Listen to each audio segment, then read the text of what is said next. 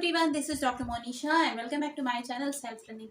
UGC NET June के लिए अगर आप फॉर्म फिल कर रहे हैं तो आप बहुत जल्दी कर दीजिए क्योंकि 31 मई तक लास्ट डेट है और आपको फॉर्म फिल कर देना चाहिए अगर आप प्रिपरेशन कर रहे हैं। कुछ क्वेश्चंस हैं जो कि आज स्टूडेंट्स पूछ रहे हैं लगातार, उनको आज हम इस वीडियो में डिस्कस करेंगे। पहला क्वेश्चन तो ये है कि अगर वो साइंस सब्जेक्ट से पीजी किया हुआ है किसी ने तो क्या कर सकते हैं, क्या फॉर्म फिल कर सकते हैं।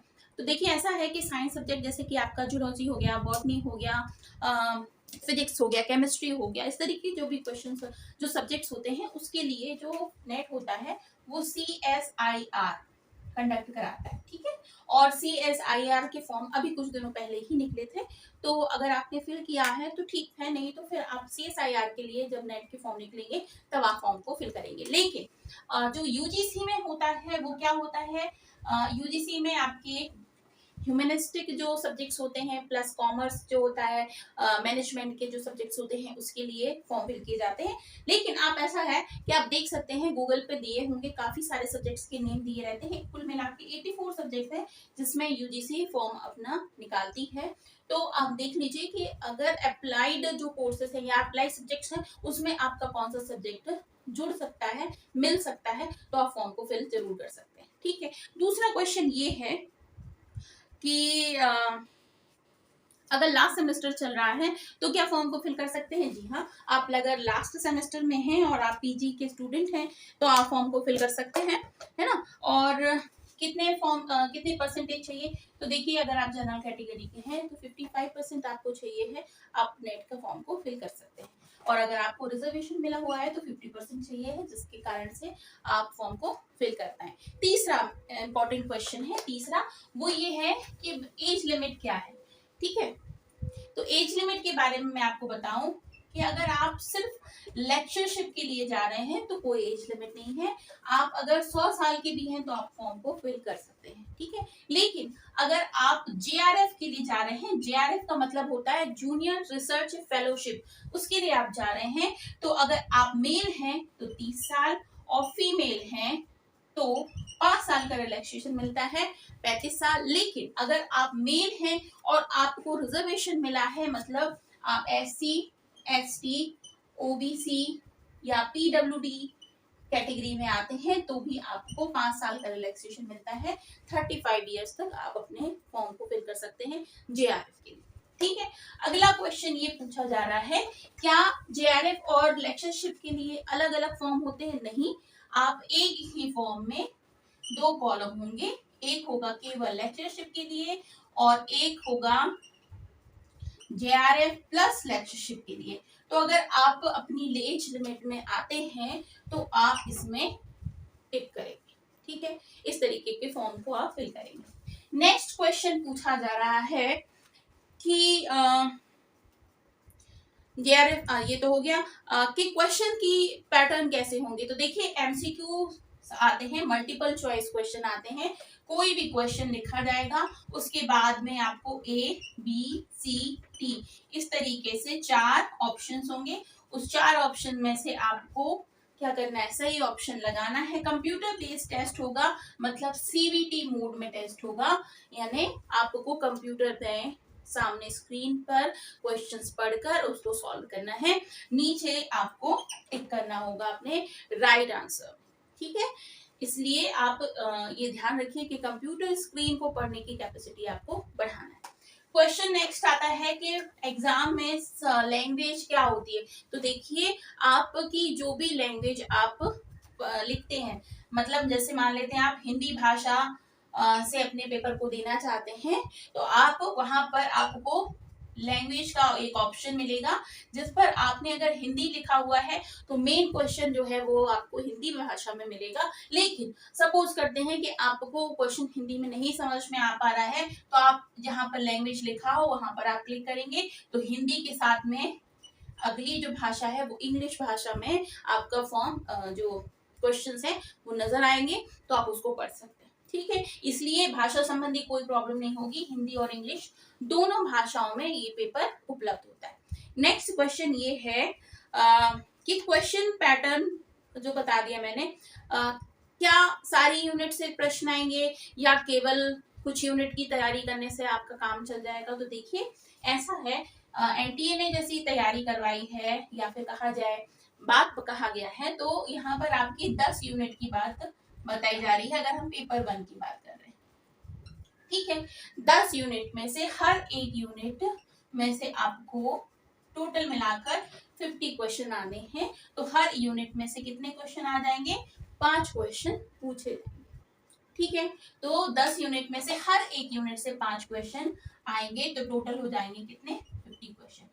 तो आप ये मान के चले कि हर एक यूनिट से प्रश्न आएगा। ठीक है, अगली बात उन्होंने ये कही कि अब कैसे तैयारी करें, क्योंकि दिन तो अब हमारे पास केवल 20 या 21 दिन ही बच रहे हैं। आज अगर आज का दिन हम खत्म मान ले तो, है ना।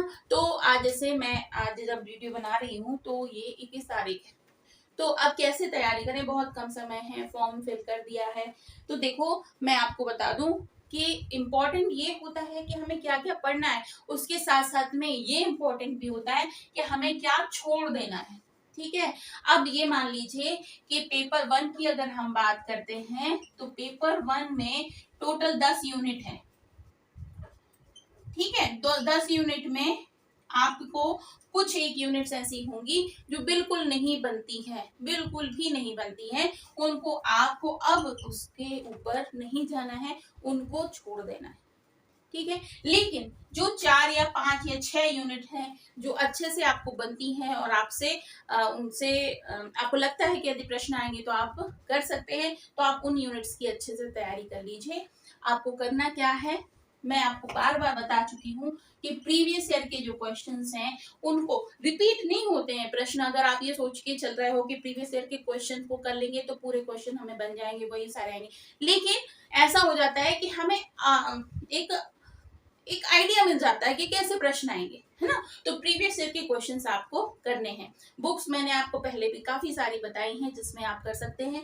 बहुत सारे आपको ऑनलाइन भी मिल जाएंगे। मैं टेलीग्राम में भी आपको प्रीवियस ईयर के क्वेश्चंस कुछ हैं वो सेट जो है वो शेयर कर दूंगी, तो आप उसमें देख लीजिए। आप बस ये करें कि उसको सॉल्व करें प्रीवियस ईयर के क्वेश्चंस को। ठीक है, इसके अलावा क्योंकि क्वेश्चन पेपर जो होगा वो सीबीटी मोड में होगा, मतलब सीबीटी मोड का मतलब क्या होगा? कंप्यूटर बेस्ड आपका टेस्ट होगा।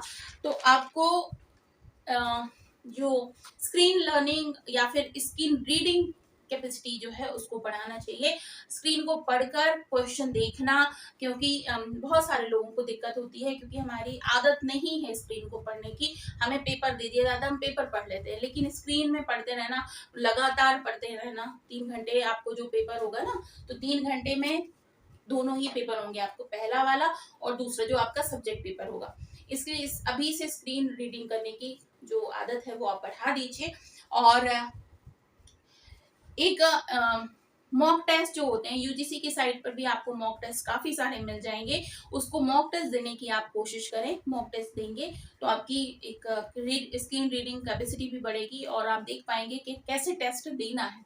इसके अलावा नेशनल अभ्यास टेस्ट नाम से एक बिल्कुल फ्री साइट है जिसमें आप बहुत सारे आपको पेपर 1 की भी और आपके सब्जेक्ट के भी बहुत सारे क्वेश्चंस के सेट मिल जाएंगे, जिसमें जाकर आप अपने क्वेश्चन की प्रिपरेशन कर सकते हैं।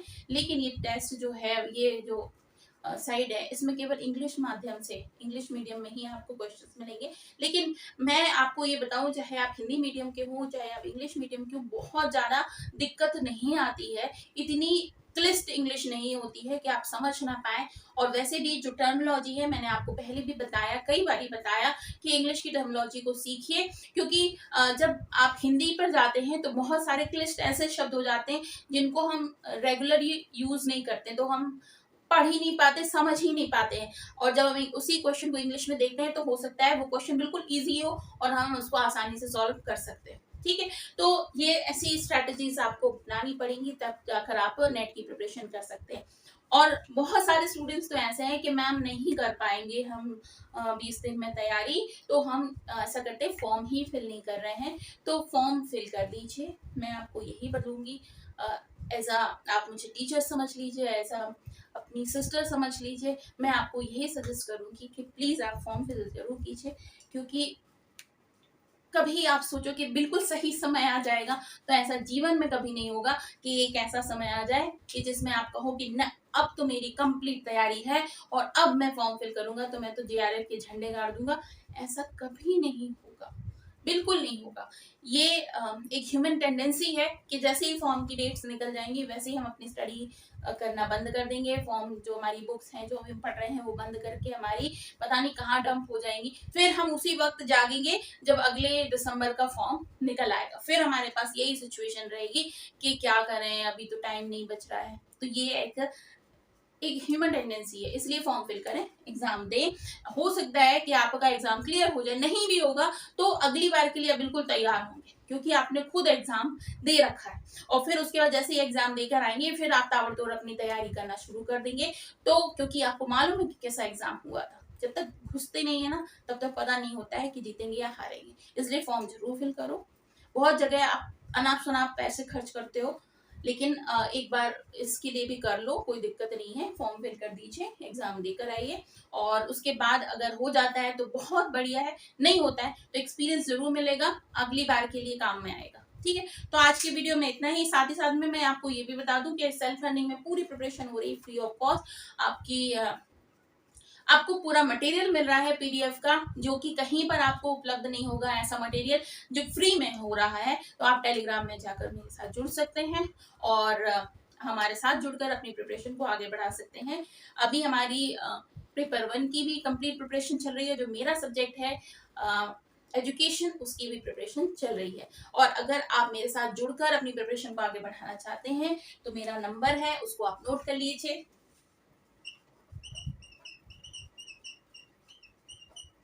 इस नंबर पर आप मुझे मैसेज कर दीजिए जिससे मैं आपको अपने ग्रुप में शामिल कर दूंगी ताकि डायरेक्ट लिंक आप तक पहुंच जाए। ठीक है, तो इस वीडियो को यहीं पर फिनिश करते हैं। अगर अच्छा लगा हो, इन्फॉर्मेटिव लगा हो तो लाइक जरूर कीजिएगा और फॉर्म जरूर फिल कर लीजिएगा। मेरी तरफ से सभी को ऑल द बेस्ट और मैं तो आपसे यही कहूंगी, गेट सक्सेस।